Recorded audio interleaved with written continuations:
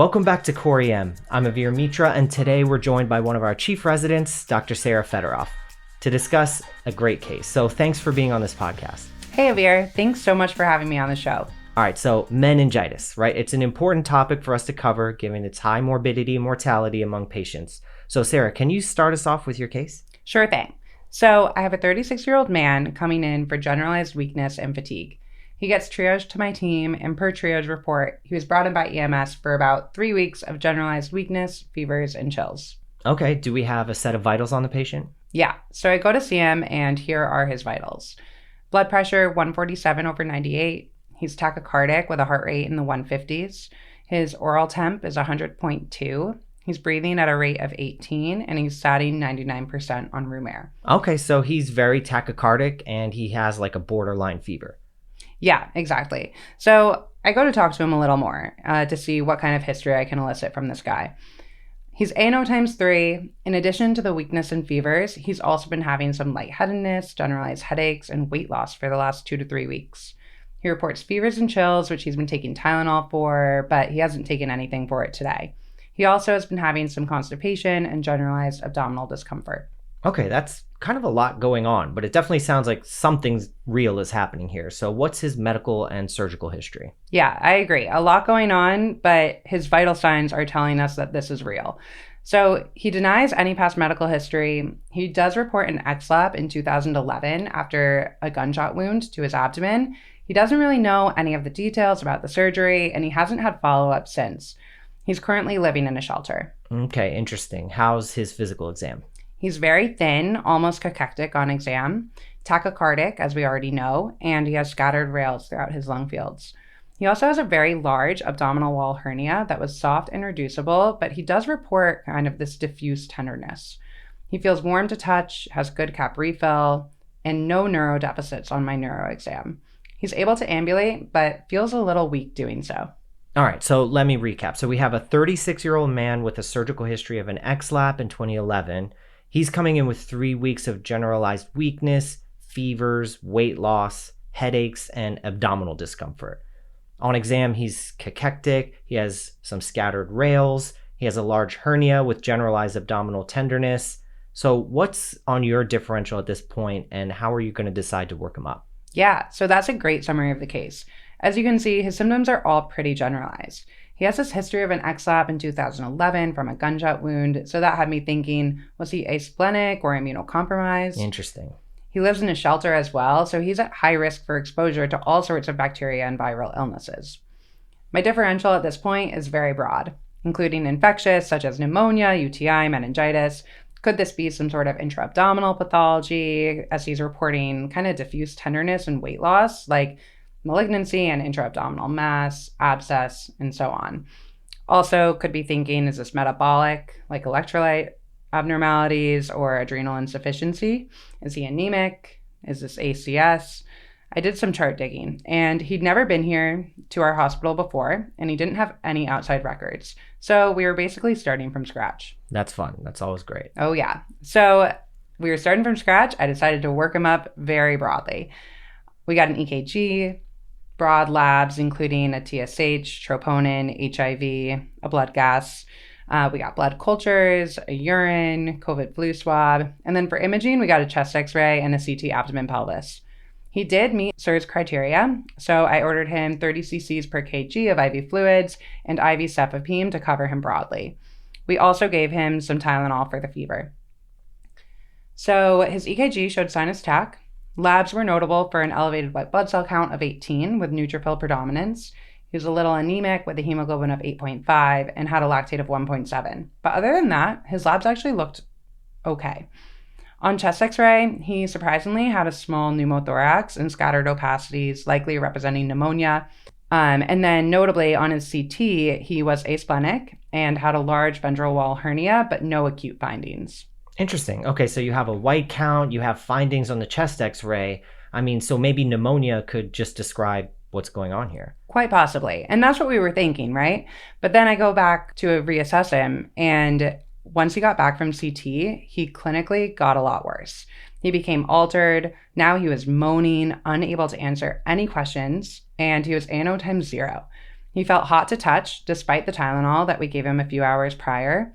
And I also noticed that his neck was rigid. When I laid him flat and tucked his chin to his chest, his knees shot upward. Oh, wow. Crazy. Okay. So what's that sign called again? So it's called Brudzinski sign, which I'd never actually seen before. I thought it was just this medical school myth. We also got repeat vital signs, this time getting a rectal temp, and turns out he was febrile to 102.9. He was still tachy in the 110s with a normal blood pressure, thankfully, and he was still breathing at a normal rate and sitting 100% on room air. So at this point, I'm most worried about meningitis. Okay, so you found that Brudzinski sign. What other physical exam findings might point towards meningitis? Great question. So the main things to look out for in patients with meningitis are nuchal rigidity and altered mental status. The other classic meningeal test you can look for is called Koenig's sign. This is where you flex the patient's hip at 90 degrees and then extend at the knee. If there's any pain or resistance, that is a positive Koenig's sign, which is a very specific test. You can also look for a petechial or a purpuric rash, which is a classic finding in meningococcus, and thankfully our patient did not have that. Okay, so what happened next? At this point, we made the decision to broaden antibiotic and antiviral coverage. We added on IV vancomycin and acyclovir. We also gave him dexamethasone, as high-dose steroids are shown to decrease mortality in these patients. We got him quickly over to CT, which showed ventricle enlargement concerning for obstructive hydrocephalus, and he also had this diffuse sulcal effacement that was consistent with meningitis. Given the concern for hydrocephalus, along with meningitis, we consulted neurosurgery, who ended up performing an EVD in the ER to relieve that pressure and obtain the CSF fluid. Well, I'm interested to know about these CSF findings. So let's go from the top. Do you remember what a normal CSF sample looks like? I'd like for you to tell me. Great. So the appearance is typically clear, and white blood cells should be less than 5 without PMNs. Glucose is usually greater than 60% of serum glucose. Protein is less than 45, and there's a negative gram stain. Okay, yeah. So our patient's CSF looked yellow and hazy in appearance.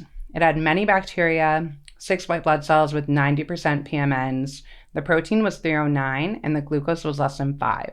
The gram stain also showed moderate gram-positive cachexia in pairs, which was indicative of strep pneumo. Okay, so the white blood cells weren't as high as we would expect for bacterial meningitis, but everything else about his results fits in with bacterial meningitis. Exactly, right? So he had bacteria in the fluid. The CSF looks hazy and yellow, which is classic finding in bacterial meningitis. He also had a low serum glucose and an elevated protein. Do you know the reason why our patient had such low white blood cells? Maybe it's something to do with his medical history. Yeah, so in this particular case, the low white blood cell count was due to his asplenia. Okay. So as a quick review, I'll also go over viral and fungal CSF cultures. In viral meningitis, the fluid is usually clear with a normal opening pressure. White blood cell count is variable, ranging anywhere from 5 to 1,000 with 1 to 50% PMNs, a normal glucose, elevated protein, and a negative gram stain. Lastly, in fungal meningitis, the fluid may be clear or opaque with a high opening pressure. White blood cell count ranges anywhere from 5 to 1,000 with 1 to 50% PMNs, low glucose, elevated protein, and an India ink gram stain. Well, this is a great case, Sarah. So can you tell us a little bit about the pathophysiology and sort of clinical presentation of meningitis? Yeah, so the name is exactly what it is. It's inflammation of the meninges. So it's inflammation of the subarachnoid space, which is that CSF fluid in between the arachnoid and pia mater. The most common causes are bacterial and viral. There's this classic triad that we see in 40% of patients with meningitis, including fever, nuchal rigidity, and altered mental status. This triad is highly suggestive of meningitis, but it has a really low sensitivity, meaning that if they don't have it, you can't rule it out. 90% of patients will have one part of this triad. And then if you add headache into the mix, that makes the 4 cardinal symptoms. 95% of patients will have at least 2 of these symptoms. And just to review that again, it's fever, nuchal rigidity, altered mental status, and headache. What are the most common causes of bacterial meningitis? So the most common cause worldwide is strep pneumo, as seen in this case. It accounts for about 3,000 to 6,000 cases per year. Following that is Neisseria meningitidis, Group B strep, H flu, and Listeria. So we talked a bit about your workup already, and it seems pretty obvious in most of these cases we're going to be doing an LP. Is there anything else diagnostic that would aid in your workup? Some blood tests that are useful include blood cultures and an HIV test. A patient's HIV status can really put them at risk for a lot of HIV-related illnesses, so knowing their HIV status can be helpful. Depending on the patient's history, if tick-borne illnesses are on your differential, you can obtain a PCR for diseases such as anaplasmosis or ehrlichiosis.